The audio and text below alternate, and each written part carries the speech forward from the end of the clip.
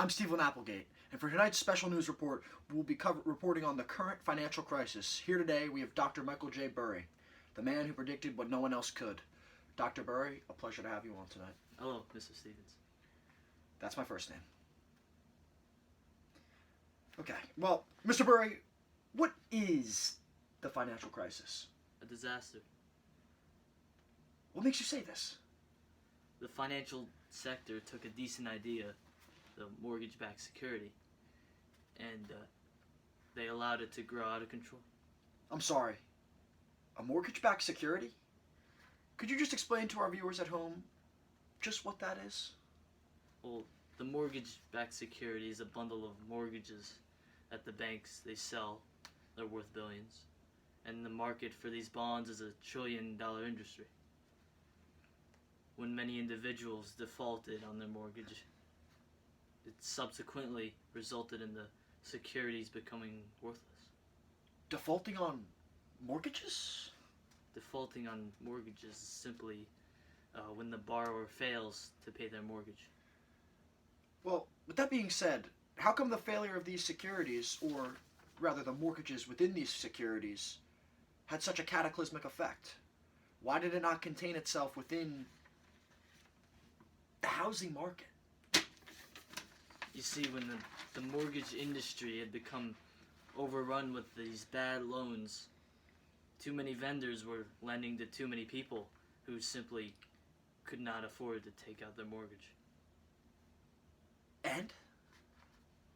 And, well, these bad mortgages were not being addressed, rather covered up, which meant more bad loans could be made.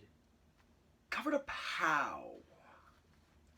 These bad mortgages would simply be placed within their mortgage bonds.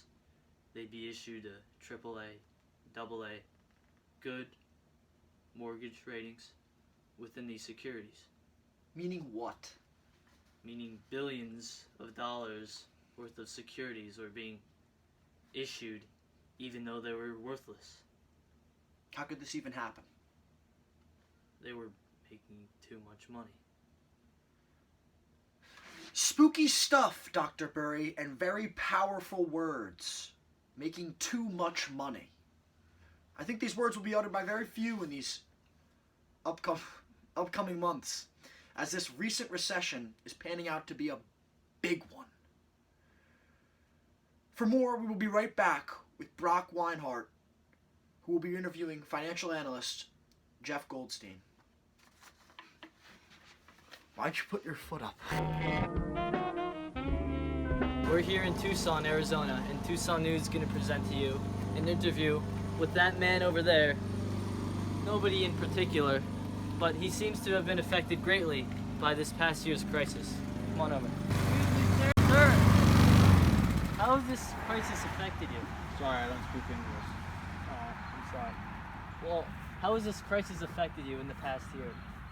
Man, do I have a story to tell you.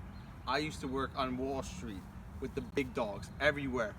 I was a name to be heard. But now, I had to foreclose my house and sell my wife and kids. Now I'm out here with the money I managed to scrap to buy a lawnmower and just mow lawns for a living. I don't even know who this person is, but I will charge them at least $3. Is that good for you? I suppose so, sir. Thank you. No problem. Is that all? Yes.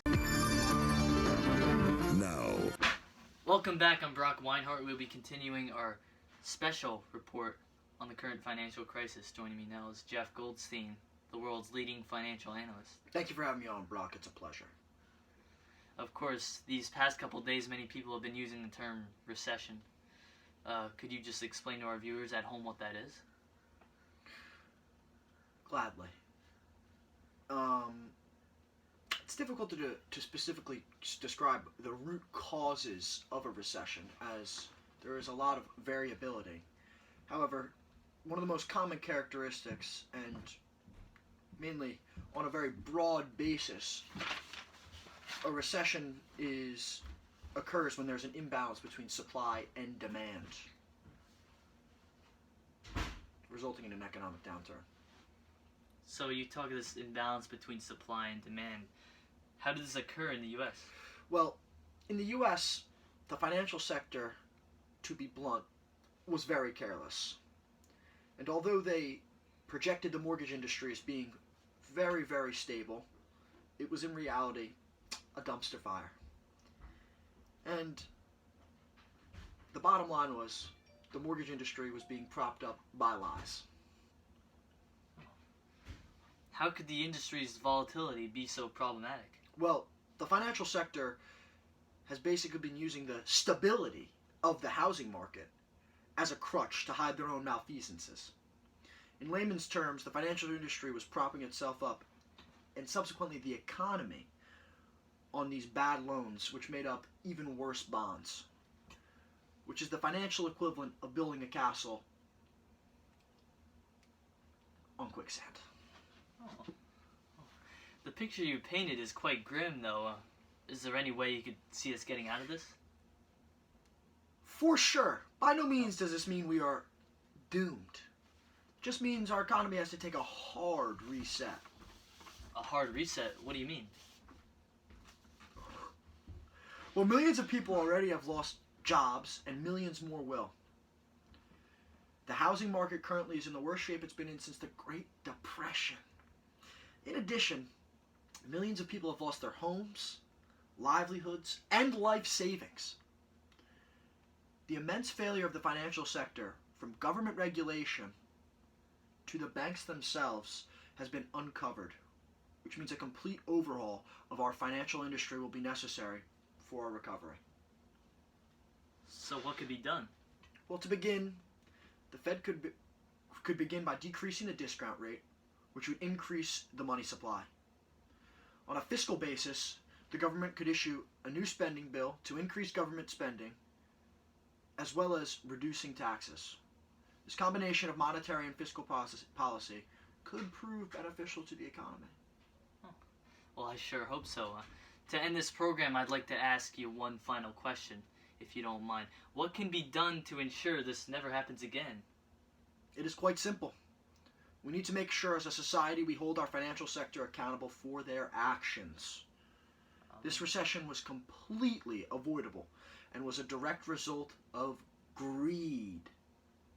If we institute firmer regulations and improve the funding/authority of our financial regulatory agencies, we should be able to avoid something like this happening altogether.